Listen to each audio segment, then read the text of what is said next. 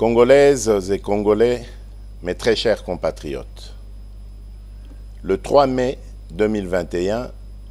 face aux menaces graves pesant sur l'intégrité de notre territoire et à l'insécurité récurrente vécue par nos populations de l'Est du pays depuis 3 décennies, je proclamais l'état de siège dans les provinces de l'Ituri et du Nord Kivu. En effet, conformément à mes prérogatives consacrées par les articles 69, 85, 144 et 145 de la Constitution, je recourais à ce dispositif exceptionnel de gouvernance afin de répondre de la manière la plus appropriée et la plus adaptée à cette situation,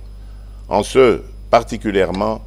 dans la nature des actions à entreprendre dans ces zones opérationnelles où les ennemis de la paix devaient de toute urgence être affrontés et l'autorité de l'État restaurée.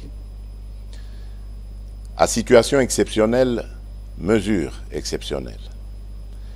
Il demeurait limpide que la mise en œuvre de ce dispositif s'accompagnerait d'un régime restrictif des libertés publiques, non sans incidence sur le mode de vie habituel de nos populations, immédiatement sensibilisées à consentir à d'importants sacrifices en guise de soutien patriotique à cette lutte pour la survie de notre nation. C'est pourquoi, 2 années et 4 mois après l'entrée en vigueur de ce régime d'exception, aux conséquences tout aussi exceptionnelles sur le quotidien des populations sur terrain, et à la suite de plusieurs rencontres avec des sénateurs, les députés nationaux et les députés issus des 2 provinces, ainsi que des rapports de mission d'évaluation effectués par le Premier ministre, j'apercevais clairement le besoin d'une réflexion approfondie impliquant tous les acteurs concernés sur la question en vue d'obtenir les recommandations les mieux indiquées au sujet de la situation juridico-politique rencontrée dans ces 2 provinces. Cette réflexion devait toutefois avoir lieu tout en veillant à préserver les avancées significatives socio-économiques, politiques et sécuritaires acquises par la gouvernance militaire de l'état de siège. Face à la prolongation de cette situation exceptionnelle et soucieux de prendre en compte les aspirations profondes du plus grand nombre de forces vives de la partie est de notre pays, j'ai donc instruit le Premier ministre d'organiser et de convoquer une table ronde politique sur l'évaluation de l'état de siège dans les provinces de l'Ituri et du Nord Kivu, organisée du 14 au 16 août 2023 à Kinshasa. Cette table ronde que j'ai voulu inclusive a connu, en plus de la participation des élus nationaux et provinciaux issus des provinces concernées, des délégués des institutions nationales, la participation active des forces vives d'autres provinces de la République, ce qui témoigne de l'élan de la solidarité affichée par les Congolaises et Congolais de tous bords derrière cette cause nationale. Mes très chers compatriotes, mus d'un sens élevé de patriotisme et de responsabilité, les différents participants ont travaillé d'arrache-pied durant les 3 journées allouées à cette table ronde pour proposer une option concertée en vue de pacifier définitivement les provinces de l'Ituri et du Nord Kivu, et ce, au regard de l'évolution du contexte sécuritaire, politique, économique et social. C'est ici le lieu de saluer l'engagement et le dévouement de tous les participants qui ont abattu un travail de qualité pour la cause nationale afin que les conclusions permettent aux institutions de donner une orientation nouvelle à cette mesure exceptionnelle.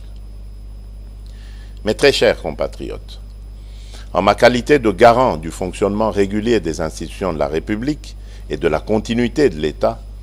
j'ai examiné en toute responsabilité l'ensemble des recommandations formulées dans les 3 commissions de la table ronde. Après avoir échangé avec les responsables des institutions de l'État et entendu le Conseil supérieur de la Défense, j'ai pris la ferme résolution de conduire, sans atermoiement funeste, mais sans précipitation inconsidérée non plus,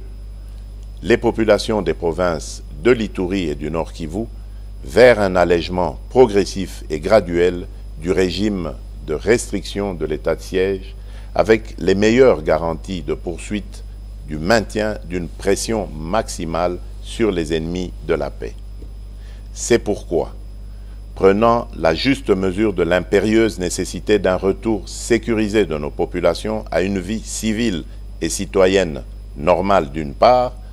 et des avancées enregistrées au cours de la gouvernance sous l'état de siège d'autre part, notamment l'amélioration de la situation sécuritaire dans certaines zones des deux provinces concernées, j'ai opté, en toute responsabilité,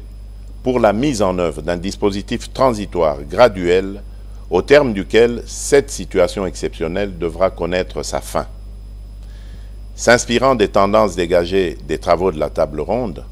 ce dispositif transitoire consistera au rétablissement de l'autorité civile dans les entités territoriales décentralisées et déconcentrées qui sont déjà sécurisées et sous contrôle des forces armées de la République démocratique du Congo.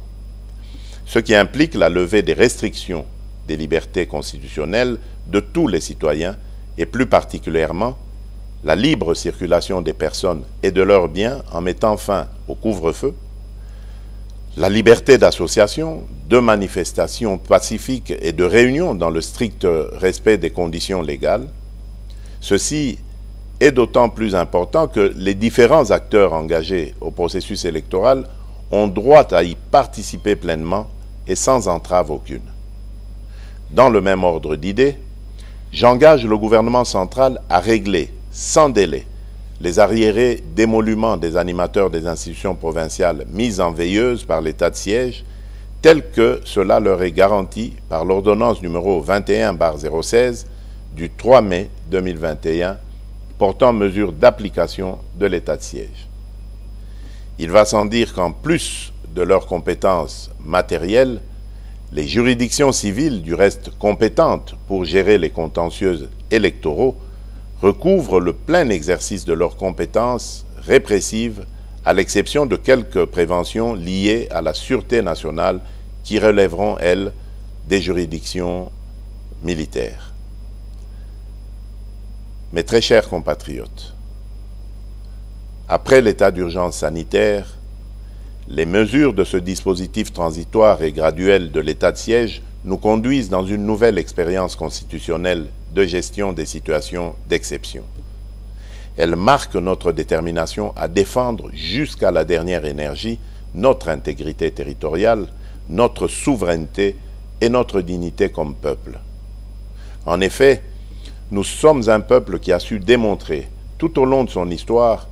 une capacité de résilience hors du commun face à l'adversité pour défendre les idéaux de paix, de justice, de dignité et d'unité.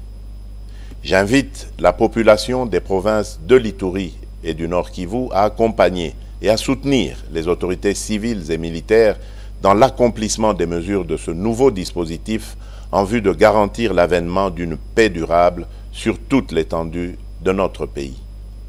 Que Dieu bénisse la République démocratique du Congo. Je vous remercie.